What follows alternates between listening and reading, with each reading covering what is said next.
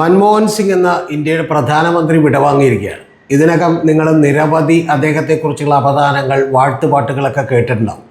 യഥാർത്ഥത്തിൽ അത്തരത്തിലുള്ള പത്രങ്ങളുടെ റിപ്പോർട്ടിങ്ങുകൾ വായിച്ചതുകൊണ്ടാണ് ഞാൻ ഇത്തരത്തിലുള്ളൊരു വീഡിയോ ചെയ്തത്. കാരണം കൂടുതലായി ചില കാര്യങ്ങൾ അതിൽ പറയാനുണ്ട്. അതിലേറ്റവും പ്രധാനപ്പെട്ട കാര്യം നമ്മുടെ ഇടതുപക്ഷ മാധ്യമങ്ങളും പാർട്ടികളുമൊക്കെ പ്രചരിപ്പിച്ചിട്ടുള്ള കള്ളങ്ങളെക്കുറിച്ചാണ്. ആ കള്ളങ്ങൾ മൻമോഹൻ സിംഗിൻ്റെ ജീവിതത്തെ എത്രമാത്രം പ്രശ്നങ്ങളുണ്ടാക്കി എന്നുള്ളതാണ്. അതിലേറ്റവും പ്രധാനപ്പെട്ട കാര്യം നിങ്ങൾക്കെല്ലാം ഓർമ്മയുണ്ടാവും. മൻമോഹൻ സിംഗ് ഗവൺമെൻറ് ഭരിക്കുമ്പോഴാണ് ആണവായുധ കരാറിൽ 123 എഗ്രിമെൻറ്റിൽ ഒപ്പിട്ടു എന്ന് പറഞ്ഞുകൊണ്ട് ഇടതുപക്ഷം പിന്തുണ പിൻവലിക്കുന്നത്. എന്തിനാണ് അന്നങ്ങനെ പിന്തുണ പിൻവലിച്ചതെന്ന് ഇപ്പോഴും ഇടതുപക്ഷത്തിൻ്റെ സഹാക്കൾക്കോ അണികൾക്കോ ഒന്നും മനസ്സിലായിട്ടില്ല. അമേരിക്കയുമായി ഒപ്പിട്ടിട്ടുള്ള 123 എഗ്രിമെൻ്റ് എന്താണെന്ന് മനസ്സിലായിട്ടില്ല. അതവിടെ നിൽക്കട്ടെ. മറ്റൊരു പ്രധാനപ്പെട്ട കാര്യം, മൻമോഹൻ സിംഗ് എന്ന് പറയുന്ന ഒരാൾ അദ്ദേഹം IMFൻ്റെയും വേൾഡ് ബാങ്കിൻ്റെയും ഒക്കെ ചാരനാണ് എന്ന് പോലും പറഞ്ഞിരുന്നു. നിങ്ങളൊന്ന് ആലോചിച്ച് നോക്കണം. ഇന്ത്യൻ നാഷണൽ മോണിറ്ററി ഫണ്ടിലും വേൾഡ് ബാങ്കിലും ഒക്കെ ജോലി ചെയ്തിരുന്ന മൻമോഹൻ സിംഗ് പഞ്ചാബ് യൂണിവേഴ്സിറ്റിയിൽ നിന്നും ധനതത്വശാസ്ത്രത്തിൽ റാങ്കോടുകൂടി പാസ്സായിട്ടുള്ള മൻമോഹൻ സിംഗ് പിന്നെ ഓക്സ്ഫോർഡ് അടക്കമുള്ള വിവിധ വിദേശ സർവകലാശാലകളിൽ പഠിച്ചിട്ടുള്ള ഒരു പാവ മനുഷ്യൻ. അദ്ദേഹം ഒരു തരി പോലും അഴിമതി നടത്താത്ത ഒരാളായിരുന്നു. ഒരിക്കലും മറ്റൊന്നിൻ്റെയും ചാരനാകാൻ കഴിയാത്ത ഒരാളായിരുന്നു. പക്ഷേ നമ്മുടെ ഇടതുപക്ഷ മാധ്യമങ്ങളൊക്കെ തന്നെ സ്വന്തം രാജ്യത്തെക്കുറിച്ചോ അല്ലെങ്കിൽ രാജ്യത്ത് അദ്ദേഹം നടപ്പിലാക്കിയ വികസന പദ്ധതികളെക്കുറിച്ചോ അദ്ദേഹത്തിൻ്റെ സാമ്പത്തിക പരിഷ്കാരങ്ങളെക്കുറിച്ചോ ഒരു ചുക്കും ചുണ്ടാമ്പ് പറയാത്ത നമ്മുടെ അപ്പം ഗോവിന്ദനെ പോലെയുള്ള ആളുകൾ അടക്കം നിന്ന് ഭർസിച്ചു കൊണ്ടിരുന്നത് അദ്ദേഹം IMFൻ്റെയും മോണിറ്ററി ഫണ്ടിൻ്റെയൊക്കെ ചാരനാണെന്നും കൂടാതെ അദ്ദേഹം ഇന്ത്യയെ തന്നെ തീരെഴുതി കൊടുക്കുകയാണ് എന്നുമാണ് പറഞ്ഞിരുന്നത്. നിങ്ങളൊന്ന് ആലോചിച്ച് നോക്കേണ്ട ഒരു കാര്യം, 1991 മുതൽ 95 വരെയുള്ള കാലഘട്ടത്തിൽ നരസിംഹറാവു ഗവൺമെൻറ്റിൽ അദ്ദേഹം ധനകാര്യമന്ത്രിയായിരുന്നു. ആ ധനകാര്യമന്ത്രിയായിരുന്നപ്പോഴാണ് നമ്മുടെ ആഗോളവൽക്കരണവും ഗ്ലോബലൈസേഷനും അതുപോലെ തന്നെ ഉദാരവൽക്കരണവും പോലെയുള്ള പുത്തൻ സാമ്പത്തിക നയങ്ങൾ നടപ്പിലാക്കുന്നത്, ലൈസൻസ് രാജികൾ ഒരു പരിധി വരെയെങ്കിലും ഇല്ലാതാക്കുന്നത്.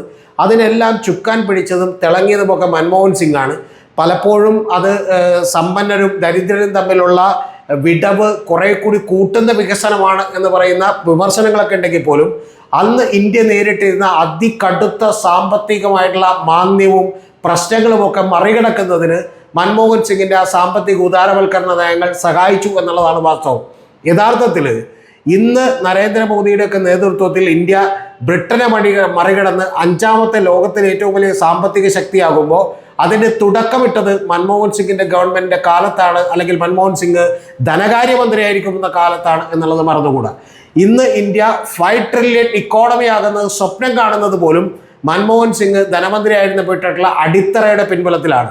അതിനുശേഷം നമുക്കറിയാം ദേവഗൌഡയും IK ഗുജ്റാളും വാജ്പേയിയും പിന്നെ നിരവധി പ്രധാനമന്ത്രിമാർ, ഏറ്റവും ഒടുവിൽ നരേന്ദ്രമോദി വരെ വന്നെങ്കിൽ പോലും ഈ സാമ്പത്തിക പരിഷ്കരണ നയങ്ങളെയൊന്നും തള്ളിക്കളയാൻ കഴിഞ്ഞില്ലെന്ന് മാത്രമല്ല നരേന്ദ്രമോദിയുടെയൊക്കെ കാലത്ത് അതെല്ലാം കുറച്ചുകൂടി ആക്സലറേറ്റ് ചെയ്തുകൊണ്ട് വേഗത കൂട്ടിക്കൊണ്ട് നമ്മൾ 5 ട്രില്യൺ എക്കോണമിയിലേക്ക് എത്തും എന്ന് പറയുന്ന ഒരു പ്രതിജ്ഞയാണ് അവരുണ്ടായിട്ടുള്ളത്. യഥാർത്ഥത്തിൽ മൻമോഹൻ സിംഗ് ഇന്ത്യക്ക് നൽകിയ വലിയ സംഭാവനകൾ അതായിരുന്നു. അതിലെല്ലാ തീരുമാനങ്ങളോടും യോജിപ്പുണ്ടോ ഇല്ല എന്നൊക്കെ ഉള്ളത് ഡിബേറ്റബിൾ ആയിട്ടുള്ള ഇഷ്യൂ ആണ്.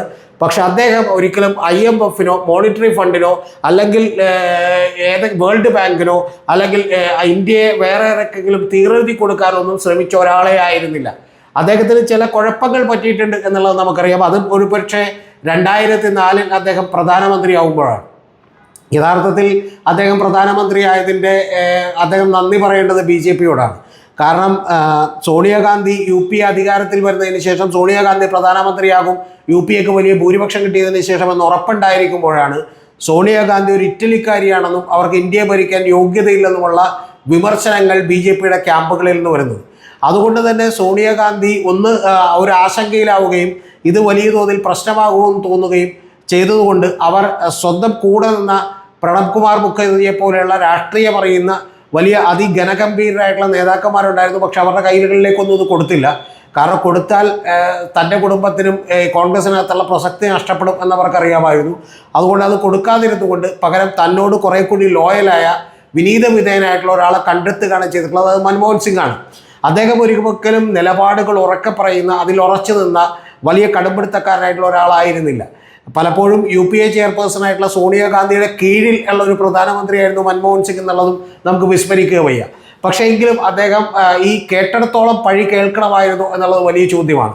ആദ്യത്തെ 2004 മുതൽ 2009 വരെയുള്ള UPA ഗവൺമെൻറ്റിൻ്റെ ഭരണം കുറേ കൂടി നല്ല ഭരണമായിരുന്നു. തൊഴിലുറപ്പ് പദ്ധതിയും അതുപോലെ തന്നെ വിവരാവകാശ നിയമവും ഒക്കെ പാസ്സാക്കിയ ഒരു ഗവൺമെൻറ് ആയിരുന്നുവെങ്കിൽ പിന്നീട് നമുക്കറിയാം 2009 മുതൽ 2014 വരുമ്പോൾ 2G സ്പെക്ട്രം പോലെയുള്ള നിരവധി അഴിമതി ആരോപണങ്ങൾ നേരിടേണ്ടി വന്ന ഒരു ഗവൺമെൻറ്റാണ്. ആ ഗവൺമെൻറ് UP എന്ന് പറയുന്ന ഒരു കൊളീഷൻ ഗവൺമെൻറ് ആയതുകൊണ്ട് തന്നെ നമ്മുടെ രാജയടക്കം കനിമൊഴി അടക്കമുള്ള നിരവധി ആളുകൾക്ക് അതിൻ്റെ പുറത്ത് പിന്നീട് കേസുണ്ടാവുകയും കോടിക്കണക്കിന് രൂപയുടെ സ്പെക്ട്രം ഇടപാടുകളൊക്കെ അവർ നടത്തുകയും ചെയ്തു എന്നുള്ളതൊന്നും നമ്മൾ പറഞ്ഞുകൂടാ. സൺ TV എന്ന് പറയുന്ന ഒരു നെറ്റ്വർക്ക് ഒരൊറ്റ 5 കൊല്ലം കൊണ്ടാണ് 9,000 കോടി രൂപയുടെ ആസ്തിയിലേക്ക് ഉയർന്നത്. അതുമൊക്കെ നമ്മൾ പറയാതെ വിട്ടുകൂടാ. അപ്പോൾ അത്തരത്തിൽ ഘടകകക്ഷി മന്ത്രിമാരൊക്കെ കൈയിട്ട് വാരുകയും ജയന്തി നടരാജനെ പോലെയുള്ള കോൺഗ്രസ്സുകാരൊക്കെ തന്നെ കൈയിട്ട് വാരുകയും ഒക്കെ ചെയ്തുകൊണ്ട് മൻമോഹൻ സിംഗും മറ്റ് ചില ആളുകളും ഒഴികെ ബാക്കി എല്ലാവരും തന്നെ അഴിമതിക്കാരായ ഒരാളായിരുന്നു. പക്ഷേ ഇതിലെനിക്ക് ഏറ്റവും പ്രധാനപ്പെട്ട ഒരു കാര്യം, മൻമോഹൻ സിംഗിൻ്റെ ജീവിതം നമ്മോട് എന്ത് പറയുന്നു എന്ന് ചോദിച്ചാൽ, സ്വന്തമായി ഒരിക്കലും കൃത്യമായി PR നടത്താത്ത, രാഷ്ട്രീയം അറിയാത്ത, വളരെ സത്യസന്ധനായ, ഒരു തരി പോലും അഴിമതി തൊട്ടു നീട്ടിയിട്ടില്ലാത്ത ഒരു ഉദ്യോഗസ്ഥനായിരുന്നു മൻമോഹൻ സിംഗ് എന്ന് പറയുന്നത്.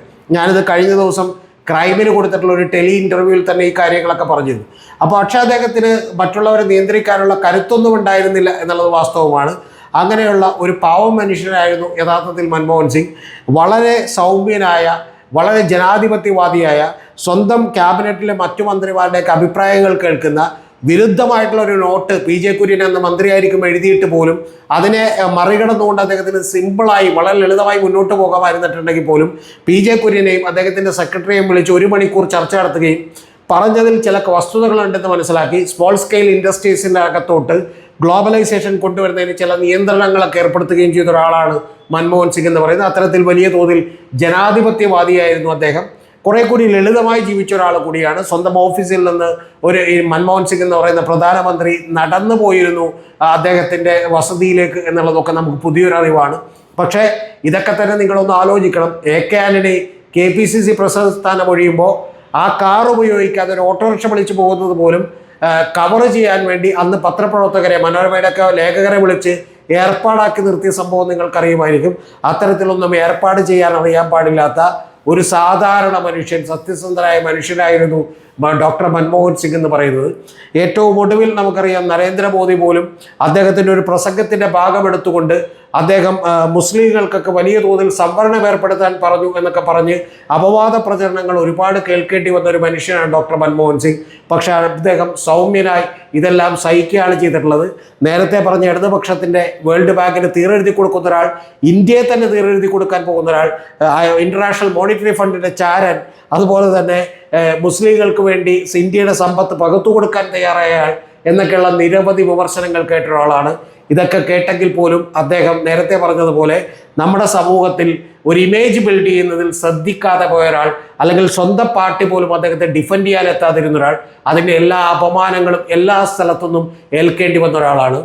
നിങ്ങൾക്കൊക്കെ ഓർമ്മയുണ്ടാവും, നമ്മുടെ രാഹുൽ ഗാന്ധി ഒരു പത്രസമ്മേളനത്തിൽ വിളിച്ച് ഒരു ബില്ല് കയറിയിരുന്നു. ആ ബില്ല് കയറിയെറിഞ്ഞത് മൻമോഹൻ സിംഗ് പ്രധാനമന്ത്രിയായിരിക്കുമ്പോൾ അദ്ദേഹം ഒരു ഭേദഗതി കൊണ്ടുവന്നു. ആ ഭേദഗതി കൊണ്ടുവന്നത് കുറ്റക്കാരായി പ്രഖ്യാപിക്കുന്ന, അതായത് കോടതി ശിക്ഷിക്കുന്ന പാർലമെൻറ്റ് അംഗങ്ങൾക്ക് തൽക്ഷണം ആ പാർലമെൻറ്റ് അംഗത്വം നഷ്ടപ്പെടുന്ന ഒരു നിയമമുണ്ടായിരുന്നു.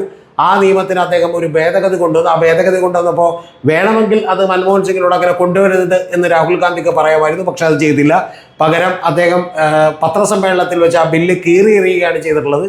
അന്ന് വളരെ വളരെ വളരെ അപമാനിതനായി മൻമോഹൻ സിംഗ് എന്നുള്ളത് നമുക്ക് ഓർക്കാതിരുന്നുകൂടാ. പക്ഷേ എന്നിട്ടും അദ്ദേഹം സ്വന്തം കാലാവധി പൂർത്തിയാക്കിയാണ് ഒഴിഞ്ഞു പോയത്. പക്ഷെ അപ്പോഴും നിങ്ങൾ അറിയണം, നരസിംഹറാവുവിന് ഏറ്റിട്ടുള്ള വലിയ അപമാനം കോൺഗ്രസിൽ അദ്ദേഹത്തിന് ഏൽക്കേണ്ടി വന്നില്ല. കാരണം നരസിംഹറാവു മരിച്ചു കഴിഞ്ഞതിന് ശേഷം അദ്ദേഹത്തിൻ്റെ ശവസംസ്കാരം പോലും ഡൽഹിയിലല്ല നടത്തിയത്, പകരം ആന്ധ്രയിൽ കൊണ്ടുപോയി നടത്തേണ്ടി വന്നു.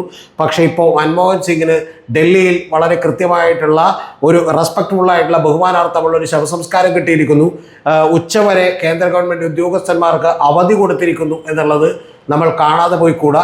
എന്ന് പറഞ്ഞാൽ മൻമോഹൻ സിംഗ് തന്നെ പറഞ്ഞിട്ടുള്ളൊരു വാചകമുണ്ട്, ചരിത്രം എന്നോട് അല്പം ദയവ് കാണിക്കുമായിരിക്കും എന്നാണ്. യഥാർത്ഥത്തിൽ 2G സ്പെക്ട്രം അഴിമതിയുടെയും 2009 മുതൽ 2014 വരെയുള്ള കാലഘട്ടങ്ങളിലും വലിയ അഴിമതിക്കാരുടെ ഒരു കൊള്ള സംഘത്തെ നയിച്ചിരുന്ന ഒരാൾ എന്നുള്ള നിലക്കാണ് മൻമോഹൻ സിംഗ് അറിയപ്പെട്ടത്. അതിൻ്റെ ഭാഗമായിട്ടാണ് അന്ന് അണ്ണാ ഹസാരയുടെ സമരം വന്നത്. ആ സമരം BJPക്ക് വലിയ തോതിൽ ഗുണം ചെയ്തു.